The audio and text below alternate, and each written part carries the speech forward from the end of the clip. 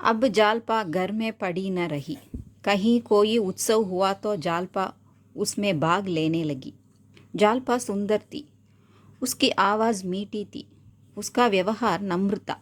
इसलिए उस मोहल्ले की महिलाएं उसे बहुत चाहने लगीं। वह महिला मंडली की रानी लगने लगी। महिलाएं किसी के घर में जमा होती थीं और गपशप किया करती थीं। रतन उस महिला मंडली में थी। वह जालपा को बहुत चाहने लगी। उसने जालपा को चाय का निमंत्रण दे दिया। रमानाथ को भी चाय पार्टी में जाना था। उसने जालपा के लिए नई साड़ी, नई घड़ी, नया जूता ला दिए। जालपा उन चीज़ों को लौटा देने को बोली। आगे बिना पूछे कोई चीज़ नहीं लाने का वादा करके रमानाथ जालपा के साथ चाय पार्टी में गया। दोनों रतन के बंगले पहुंचे। रतन प्रयाग के प्रसिद्ध वकील इंदुभूषण की पत्नी थी। सब लोग बातें करने लगे। वकील साहब 60 वर्ष के थे। जालपा को संदेह हुआ कि रतन वकील साहब की बेटी है या पत्नी। रतन जवान थी, वकील साहब बूढ़े थे। रतन मिलनसार थी और अधिक बोलती थी। वकील साहब अभिमानी थे और कम बोलते थे। रतन स्वस्थ थी और वकील साहब मरीज थे। रतन जालपा के दिल की बातें समझ गई। वह अपनी कहानी कहने लगी। रतन वकील साहब की दूसरी पत्नी थी। वकील की पहली पत्नी 35 वर्ष पहले मर गई थी। वे 30 साल तक अकेले रहे। उनका जवान बेटा 5 साल पहले मर गया, इसलिए वकील साहब को दूसरा विवाह करना पड़ा। रतन के माँ बाप न थे। वह मामा के घर में पलती थी, इसलिए लाचार होकर रतन को वकील से विवाह करना पड़ा। डॉक्टर ने कह दिया कि रतन की संतानें नहीं हो सकती। उसे इसका दुख न था। रतन ने जालपा का कंगन देखा। उसने जालपा से कहा कि तुम अपने पति रमानाथ से कहो कि मेरे लिए भी ऐसा ही एक जोड़ा कंगन बनवा दें। रमानाथ ने मान लिया। उस समय रतन ने रुपये न दिए। बाद में स्वयं रमा के घर आकर उसने 600 रुपये दे दिए। दूसरे दिन रमा गंगू की दुकान पहुंचा। उसने गंगू को 600 रुपये देकर कहा कि आज ये रुपये जमा कर लीजिए और एक अच्छा सा कंगन बना दीजिए। गंगू ने बहुत जल्द कंगन बना देने का वचन दिया, मगर उसने वचन का पालन नहीं किया। उसे मालूम हो गया था कि रमानाथ से रुपये वसूल होने वाले नहीं। 1 महीना गुजर गया मगर कंगन नहीं बना। रतन को गुस्सा आ गया। उसने स्वयं सुनार की दुकान पर जाने की बात कही। इस पर रमा ने 10 दिन की मोहलत मांगी। रमानाथ सराफ से मिला तो सराफ ने कह दिया कि कंगन तैयार है, मगर दाम देकर ले जाइए।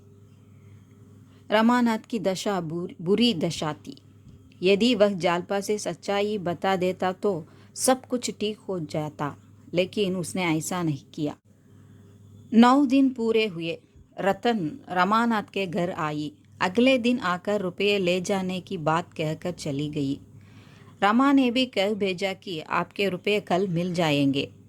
रमा ने अपने दोस्तों से उधार मांगा, मगर किसी ने भी नहीं दिया। रमानाथ दफ्तर में था। उस दिन का वसूल 800 रुपये उसके पास थे। वह जानबूझकर रुपया जमा करने में देरी कर रहा था। वह उन रुपयों को घर ले जाकर दिखाना चाहता था कि उसके पास पैसे हैं। शाम को रमानाथ घर वापस आया। उसने पैसे अलमारी में रख दिए। फिर वह घूमने निकल गया। इसी संदर्भ में रतन रमानाथ के घर आकर रुपये मांगने लगी। इस पर जालपा ने अलमारी से रुपये लेकर रतन को दे दिया। रमानाथ असल में वह रुपया देने के लिए नहीं, दिखाने के लिए लाया था, मगर जालपा ने समझा कि वे रुपये रतन को लौटाने के लिए हैं। रमानाथ घर वापस आया। उसे बात मालूम हुई। वह घबरा गया। 10 मिनट की अनुपस्थिति में ने सारा खेल बिगाड़ दिया। रतन से सच्चाई कहने के लिए रमानाथ उसके घर गया, मगर संकोच के कारण कह नहीं पाया। फिर चरण नामक दलाल से बात की। कहीं भी रुपये नहीं मिले। रमा अगले दिन दफ्तर गया तो रमेश बाबू ने उससे रुपये खंजाजी साहब को अदा न करने के बारे में पूछा। रमानाथ उनसे झूठ बोला कि कल देरी हो जाने के कारण रुपये जमा न कर सका, इसलिए घर ले गया, मगर बाजार में रुपयों की थैली कहीं गिर गई। रमेश बाबू ने अविश्वास प्रकट करते हुए कहा कि मैं तुमको 1 दिन की मोहलत देता हूँ, कल रुपये नहीं ले आए तो तुम्हारे हाथों में हथकड़ियाँ होंगी। यह सुनकर रमानाथ का दिल टूट गया। शाम को रमानाथ फिर रतन के घर गया। वहाँ एक जौहरी रतन को आभूषण दिखा रहा था। रतन रमानाथ को देखकर खुश हुई। रतन को एक हार बहुत पसंद आया। जौहरी ने उसका दाम 1200 रुपये कहा। इसी वक्त वकील साहब आए। वकील साहब को रतन से पति का सा प्रेम नहीं, पिता का सा स्नेह था। रतन को हार पसंद है, इस पर उन्होंने तुरंत चेक लिखकर जौहरी को दिया।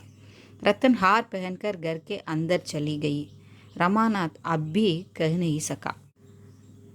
रमानाथ चिंता की अग्नि में जल रहा था।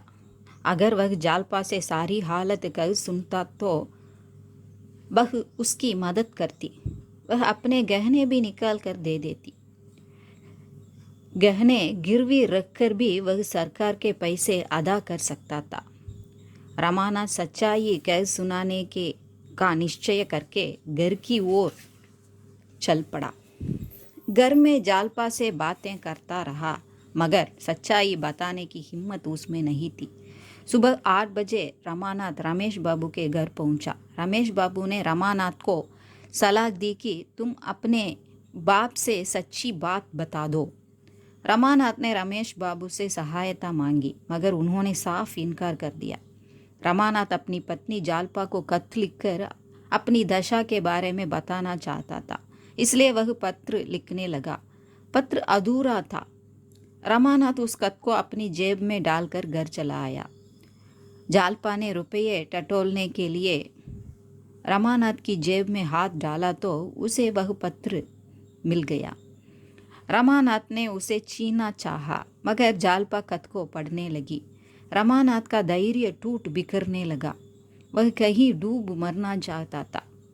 वह झट घर से निकल भागा, सीधे रेलवे स्टेशन पहुंचा। उसके पास रुपये न थे, इसलिए उसने एक कुली को अपनी अंगूठी देकर उसे कहीं भेजकर टिकट लाने को कहा, मगर वह कुली अंगूठी लेकर फरार हो गया। इस पर रमानाथ टिकट लिए बिना ही रेल में चढ़ गया। गाड़ी चलने लगी। टिकट चेकर आया। उसे मालूम हुआ कि रमा के पास टिकट नहीं है। वह रमानाथ को डांटने लगा तो वह रोने लगा। सहसा एक बूढ़े आदमी ने रमानाथ की सहायता की। उसने टिकट बाबू को रुपये दे दिए। वह बूढ़ा 60 या 70 साल का था। रमानाथ दिल में सोचने लगा कि यह बूढ़ा कितना सरल, कितना परोपकारी, कितना निष्कपट जीव है। गाड़ी के अन्य मुसाफिर उस बूढ़े को श्रद्धा के नेत्रों से देखने लगे। उस बूढ़े का नाम देवी दीन था। वह रमानाथ को अपना बेटा ही समझने लगा। जब जालपा पत्र पढ़ रही थी तब रमानाथ घर से निकला, मगर जालपा ने यह नहीं समझा कि वह घर से भाग रहा है। उसे डांटने के लिए वह ऊपर के कमरे से नीचे आई। रमानाथ अपने कमरे में नहीं था। जालपा रमानाथ को खोजती हुई दफ्तर में गई। वहाँ रमेश बाबू से मिली। जालपा के पूछने पर रमेश बाबू ने सारा मामला साफ साफ कह सुनाया। जालपा ने अपना हार बेचकर 400 रुपये प्राप्त किए। इसी हार को बड़ी चाव से उसने खरीदा था। अब उसे आधे दाम में बेचना पड़ा, मगर जालपा को दुख नहीं, गर्व हो रहा था। सीधे दफ्तर में जाकर जालपा ने रमेश बाबू के पास रुपये अदा किए। रमेश बाबू ने जालपा की सूझबूझ की तारीफ की। जालपा रमानाथ को खोजती हुई रतन के घर गई। रमा को वहाँ भी न पाकर जालपा घबराने लगी। जालपा सोचने लगी कि यह उसकी करनी का ही फल है। अगर वह आभूषण के लिए आग्रह न करती तो उसे यह आफत नहीं आती। एक सप्ताह बीत गया। रमानाथ का पता नहीं था। इन 7 दिनों में जालपा की सूरत ही बदल गई। रोते रोते आंखें सूज गई थी। सराफ चरण आया तो जालपा ने गहने उतार कर दे दिए। अपने कंगन रतन को बेच दिए। उन रुपयों को दयानाथ के हाथों में देकर कहा कि जाइए सराफ को दे आइए। दयानाथ ने पूछा कि रुपये कहाँ से मिले। जालपा ने कहा कि मैंने हाथ का कंगन बेच दिया। दीनदयाल गांव से प्रयाग आए। वे जालपा को अपने हाथ साथ ले जाना चाहते थे, लेकिन जालपा ने नहीं माना। दीनदयाल निराश होकर लौट गए। जालपा ने एक दिन श्रृंगार की चीज़ों को इकट्ठा किया। उसे एक बैग में डालकर गंगा में डालने गई। रास्ते में रतन से मिली। रतन ने उन चीज़ों को गंगा में डालना गलत कहा, मगर जालपा ने उन चीज़ों को गंगा में बहा दिया। तभी उसके मन को चैन मिला। रमानाथ देवी दीन के साथ कोलकाता आ गया। वह देवी दीन के घर में ही पड़ा रहा। जब खूब अंधेरा हो जाता तब मोहल्ले के एक वाचनालय में जाया करता था। वहाँ उसने समाचार पत्रों में जो नोटिस दयानाथ ने छपवाई थी उसे देखा, मगर उसने सोचा कि पुलिस ने उसे कैद करने के लिए यह चाल चली है। कुछ समय बाद उसने जालपा की नोटिस देखी। उसे भी रमानाथ ने पुलिस की चाल समझी। वकील इंदुभूषण बीमार हो गए। उनकी इलाज के लिए रतन उनको कोलकाता ले आई थी। जब भी समय मिलता रतन रमानाथ को खोजती थी। एक दिन रमानाथ ने रतन को देख लिया। वह अपना चेहरा छिपाए बैठा रहा। एक दिन एक सेठ गरीबों को कंबल बांट रहा था। उसके नौकरों ने जबरदस्त रमानाथ के हाथों में एक कंबल थमा दी। रमानाथ वापस आकर देवी दीन से उस सेठ की प्रशंसा करने लगा तो देवी दीन बोला कि वह सेठ धर्मात्मा नहीं, पापी है। पापी ही नहीं, महापापी है। उसकी झूठ की मिल है। मजदूरों के साथ जितनी निर्दयता उसकी मिल में होती और कहीं नहीं होती।